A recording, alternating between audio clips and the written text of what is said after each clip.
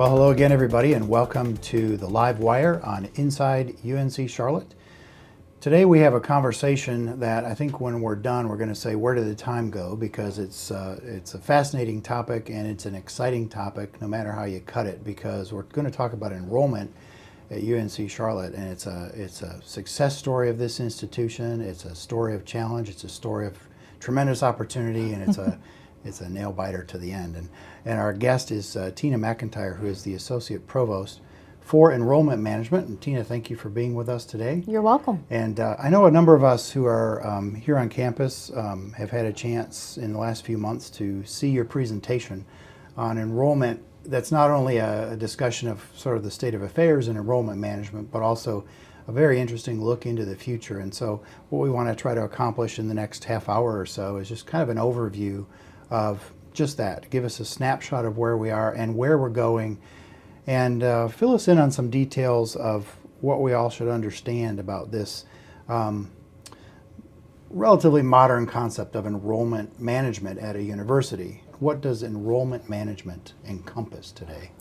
Really, enrollment management encompasses the whole life cycle of the student. So from the time that a student is in high school, when a university begins to recruit them, all through the admissions acceptance stage, through the registration stage, packaging them for financial aid, and then really some advising, advising for adult students. So most enrollment managers across the country have registration, admissions, financial aid report to them. I have our new University Scholarship Office reporting to me, and then 3 other additional offices, one of those being the University Student Call Center, who really takes a lot of those calls for the enrollment life cycle and talks to students on that first-hand experience. So here at a university where enrollment's pushing 27,000 students, what size of an entity is enrollment management when it comes to the staffing level? We have 7 departments that report to enrollment management, and probably about 120 people that report to enrollment management.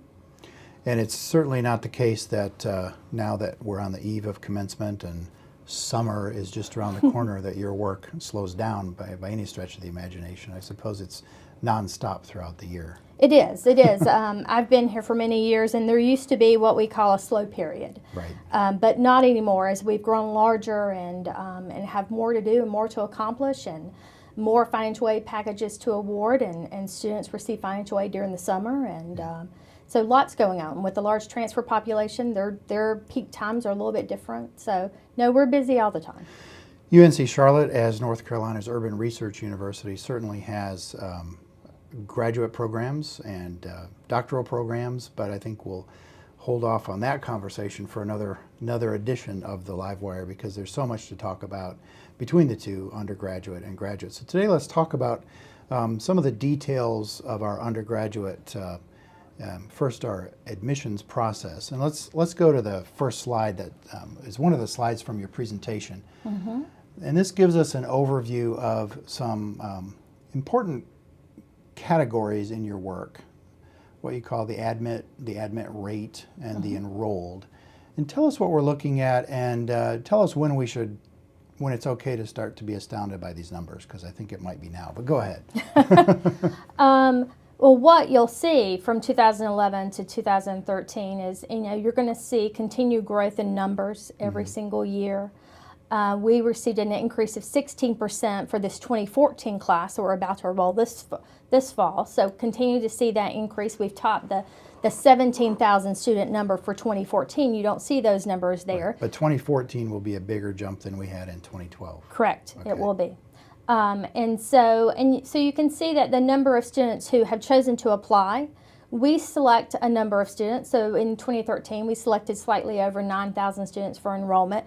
We purposely decreased the number of students that we were admitting from 2012 to 2013. In 2012, we saw a larger than expected growth in enrollment.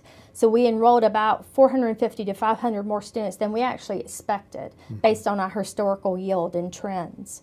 And so we decided to slow that growth in 2013. And by doing that, by slowing that growth, becoming more selective, we increased the SAT average by 21 points. We were able to admit a higher quality class. We kind of changed how how we're doing the admissions process. Claire Kirby and her terrific admissions staff really did a great job of really incorporating. We used to make decisions on a rolling basis. As they came in, we would make decisions, and now we really hold our decisions until the end of January every year. So we started taking applications in September, and then as they come in, we review those applications, but we hold our decisions until we can really look at the cream of the crop and really look at the bulk of applicants and make our admission decisions based on the best applicant pool we can. Yeah. And then we send out our first wave of decisions at the end of January. And you touched on quality academic performance of those incoming students, and your slide here indicates the trend that has probably even predates 2010, but since 2010 you can see how these key indicators have risen steadily, and the even better news is that 2014 number in next year's chart is going to continue. It will. From all indicators from our recent commitments, May 1st was our national commitment deadline. Our commitments for 2014 are up, and it's a better quality class even than we had in 2013. So we are very happy. Now, I always feel badly for, say, the folks who came in 2010 when we're talking about the academic performance going up and up, but they're a pretty good group too, and I can only imagine that being here on campus has risen their game a good bit as well as academic performers. So it has. They have better colleagues in their classrooms, so that enhances their educational experience. But not only that, I'm a graduate of UNC Charlotte, and did my class look like this profile when I enrolled? It didn't. But what I know is that raises the academic stature of my degree. Sure, the value goes up. Yeah, the value goes up of my year. Degree as we increase our quality. Yeah, well, you turned out all right. Let's talk a little bit about where our freshmen come from, and a reminder that we'll talk a little bit about transfers because that's a huge part of our story as well. But freshmen, as this chart shows, come from, well, I guess in large part where you think they would come. 18% of the freshman class comes from Mecklenburg County, and then it shows you the other counties, a number of which are in our Charlotte regional footprint. So do folks ever have a surprise when they ask you about the distribution? Where do students come from? Is there anything about this chart that raises any eyebrows or opens any eyes in any particular way? Well, I think that most North Carolinians expect that most of our class will be North Carolinians because we have a cap on our class, and only 18% of our class can be from out of state.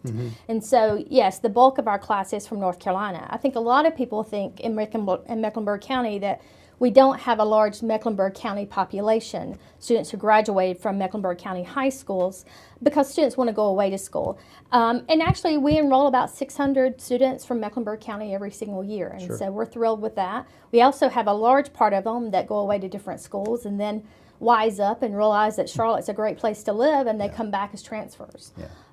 Wake County is another huge feeder area for us, and the reason for that is that's the other metropolitan area in North Carolina. And so those students may not want to go to their hometown schools, but they are seeking another area that has lots of opportunities with internships and in the business community and the arts community, and so they find Charlotte very attractive. Sure.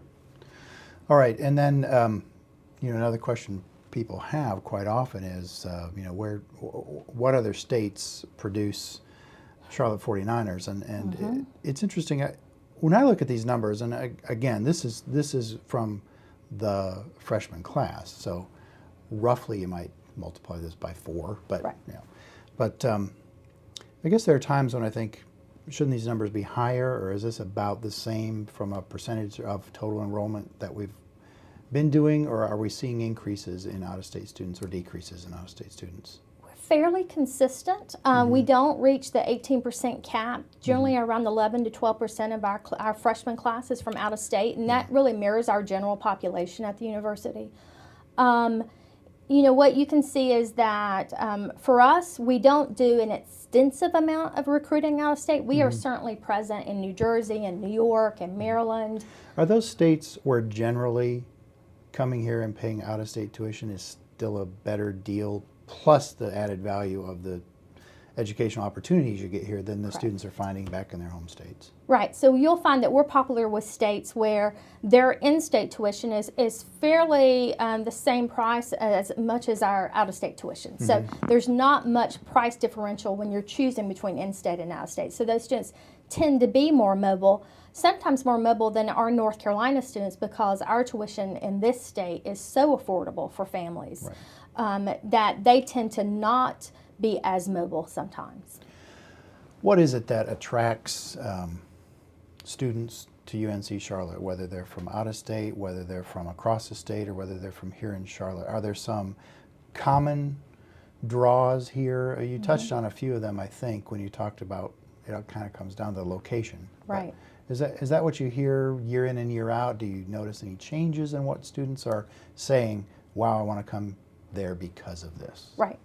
I think, and from our research, what it indicates, of course, Charlotte, the city of Charlotte is a draw. A lot of our students have been through Charlotte, or a family member lives in Charlotte. And so a lot of our students from out of state and the surrounding area, like that Charlotte itself has a lot of opportunities to offer, but also it's in the middle of the state. Yeah. You know, you're located not too far from the mountains, not too far from the coast. It's an ideal setting for a city, and it's an up and growing city. The other issue is that once we get them on campus, it is not hard for students to fall in love. We have some absolutely beautiful facilities on our campus.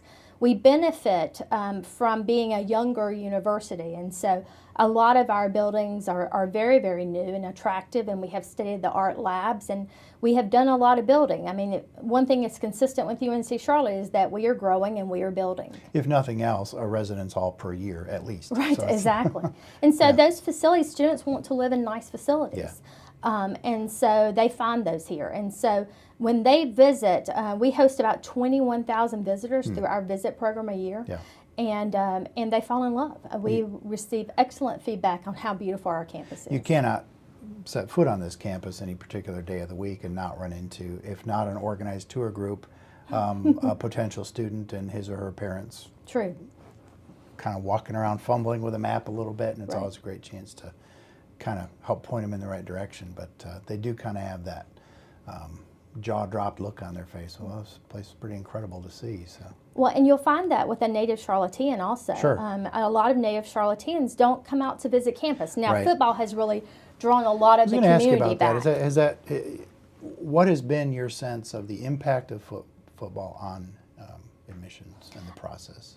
I think there has been a huge impact on the community of Charlotte, which feeds to admissions eventually in several different ways. I think the wow factor, the surprise of Charlotteans, because we aren't a drive-through campus, so typically students don't, the community of Charlotte doesn't come on campus unless they have a purpose. So when they've come to football games, they are just immediately impressed with our surroundings, with the beauty of our campus, with our academic offerings. And so that feeds back into, the talk among neighbors, the talk at church, the talk at their schools, and school counselors come out and visit us every year at a school counselor workshop, and that information feeds back to their students in their high schools. Yeah. Let's take a look at some more numbers, because another very interesting component of what's going on in the enrollment story at UNC Charlotte has to do with the number of students who come here as transfers. Right.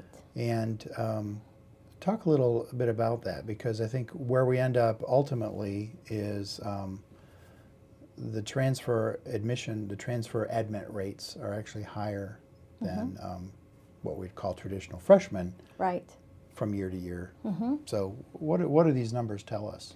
Well, this tells us that we are unique from other universities. Most universities have a very large freshman class. A lot of their recruitment money, a lot of their attention goes into that size of that freshman class.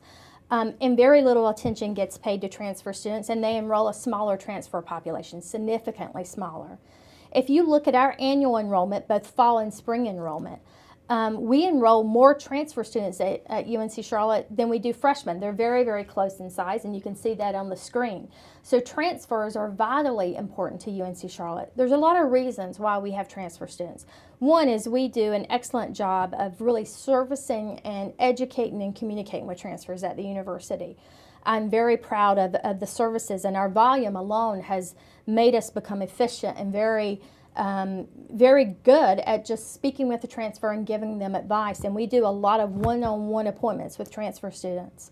The other thing that attracts a transfer student is our high school population is large.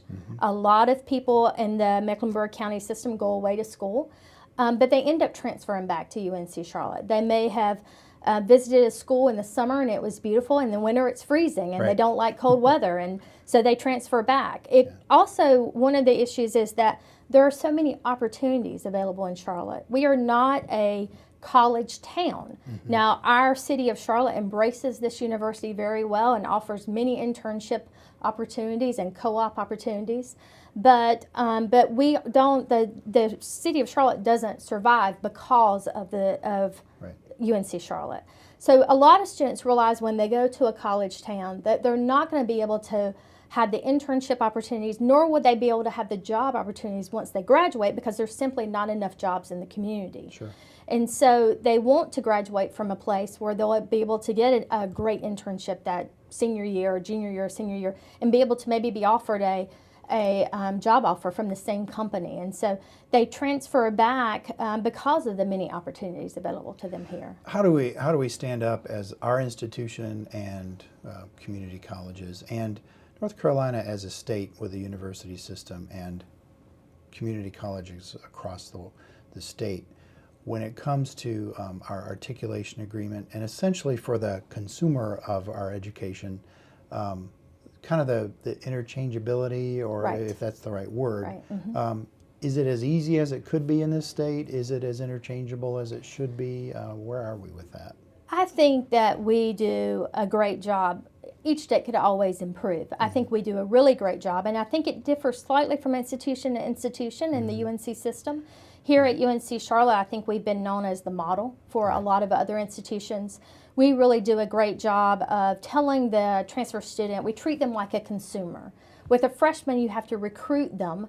Transfers, I've always said, are consumers of our product, and so you need to educate them on what our services are. And with transfer students, when they apply for admission, we actually evaluate their credit before we make an admissions decision, so that once they are admitted to the university and we make that admissions decision, that same day they can log into their portal and see everything that transferred, what it transferred as, how it met our general education requirements. Sure. They have all that information available to them. At most universities, that's a 1 to 2 month turnaround after they've received their acceptance letter, that they have to wait to figure out what how their credits have transferred.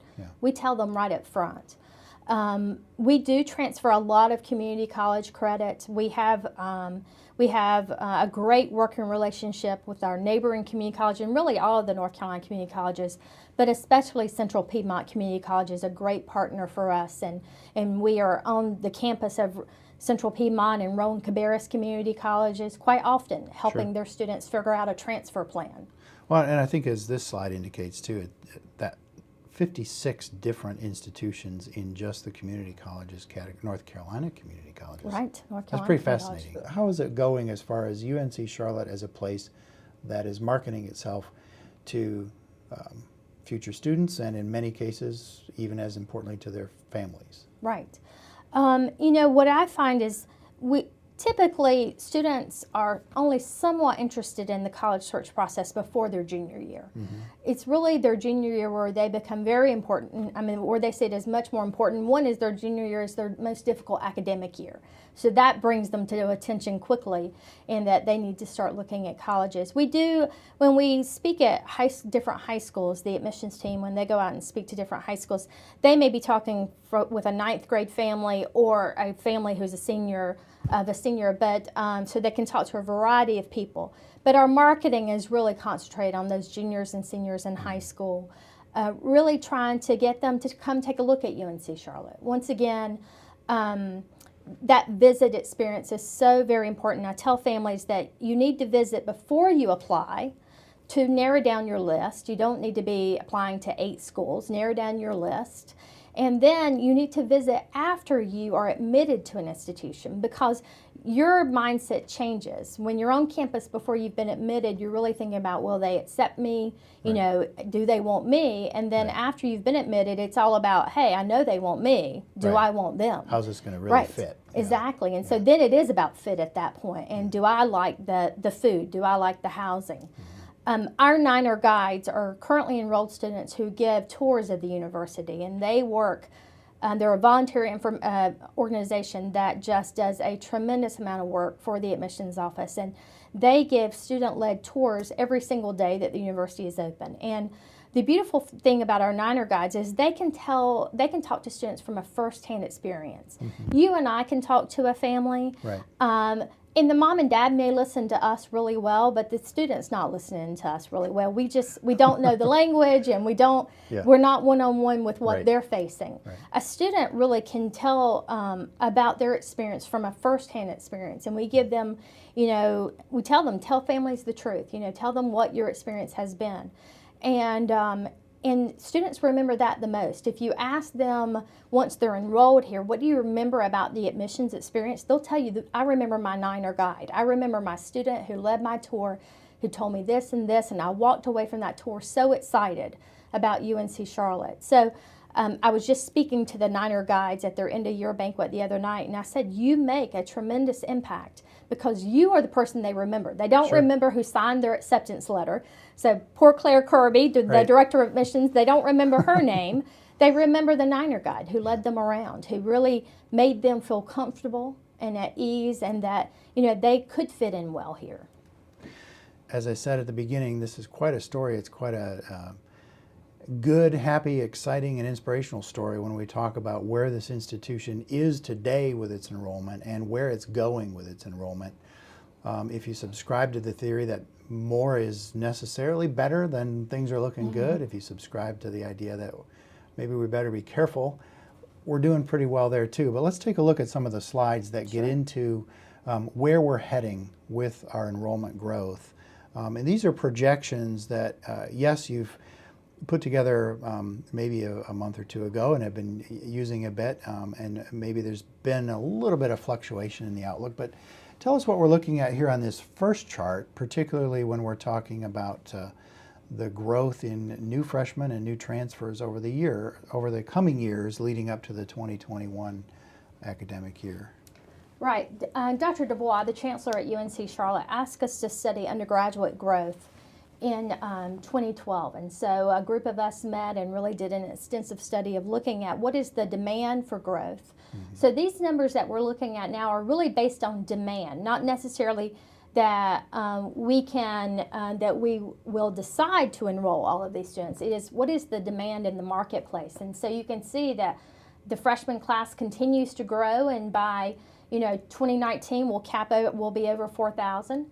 You can also see that, look at the demand for transfer growth. So you can see in the fall of 2019, we'll actually have more transfers we're enrolling in the fall than we would be enrolling the freshman class. Now, we expect to really try to limit a little bit our transfer growth because we can't accommodate every student, freshman or transfer. I expect us to grow a little bit slower in the freshman class and a little bit slower in the transfer class than what these numbers indicate that we could grow. We've seen it this year where we received 17,000 applications for 3,200 spots. We had a large wait list and didn't take very many off of that wait list. So demand is great here at UNC Charlotte, and our projections show it will continue to be great. But that we could indeed reach a number that has been discussed for a while here, that perhaps by 2020 we'd be crossing that total undergraduate enrollment of 30,000, and when you factor in the graduate enrollment, we could be around 35,000 students at UNC Charlotte in 2020. Is that something that we want to achieve, or we just kind of have to? I think that what we have to balance is regional demand and having a responsibility to meet the region's needs, but also meet the region's needs in a very responsible way in terms of can we educate that many in the high quality way that we want to educate them? That will be based a lot on our state enrollment funding. Yeah.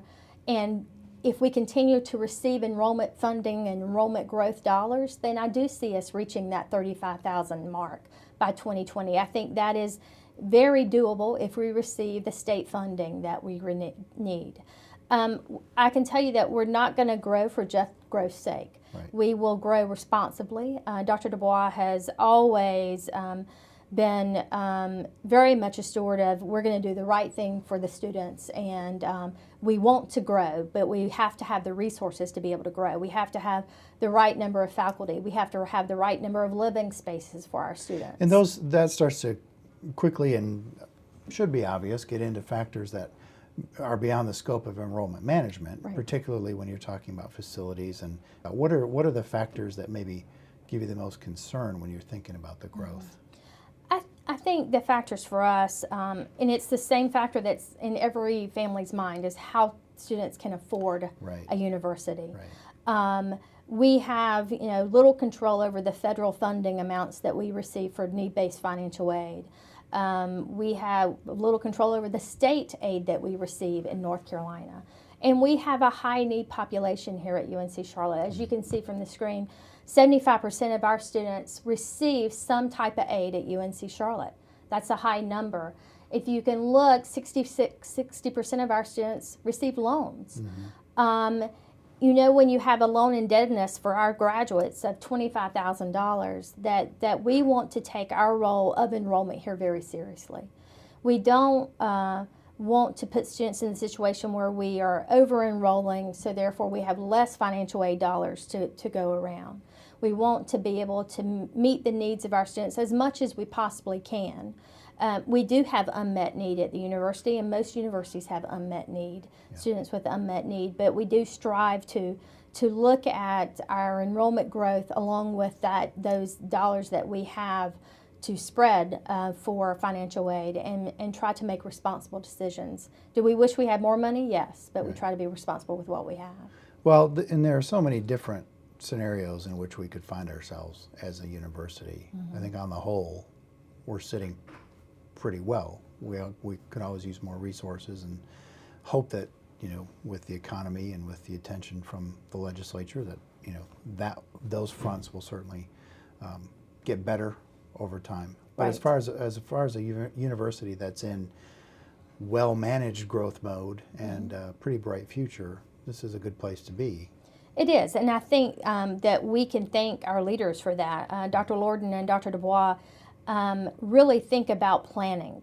Planning is an important component of this, looking at what our growth can be and circling back and including our structures and our infrastructure and our ability to support that growth is what we need to be doing right now. Truly enrollment planning that involves looking at the number of course sections that we offer, the number of faculty we have per student, or per classroom, and looking at what is our infrastructure plans and our building plans for our housing or just our classroom buildings, and being able to take a step back and look at that responsibly, looking at all the pieces of the pie, because it is a very big pie.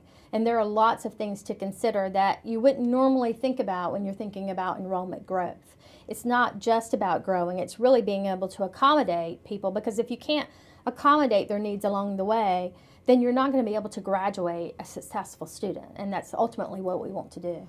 And graduating successful students is what's about to happen here on campus in just a few days, and then we'll move into summer where there's never a dull moment, plenty of students and plenty of younger students on campus for camp. So the UNC Charlotte campus, certainly it's different in the summer, but it's just as busy, and the work of folks across campus, and particularly enrollment management, is just beginning for That's true. It's a fun time in the summer here because we have orientation. Right. So all of our new students and their parents are on campus, and it's nice to see their happy, excited faces. Yeah. All right. Well, that's all for today's edition of the Live Wire here on Inside UNC Charlotte. And we want to thank Tina McEntire for coming over from Enrollment Management. And we will look forward to having a conversation with you perhaps early next year when we can talk about maybe how these projections have changed or what we are learning in this ever-changing challenge that you face to kind of stay 2 or 3 steps ahead of the game and make sure we know where we're headed. So Well, thank thanks. you. I All look right. forward to next year. Thanks Good. a lot. Thank you.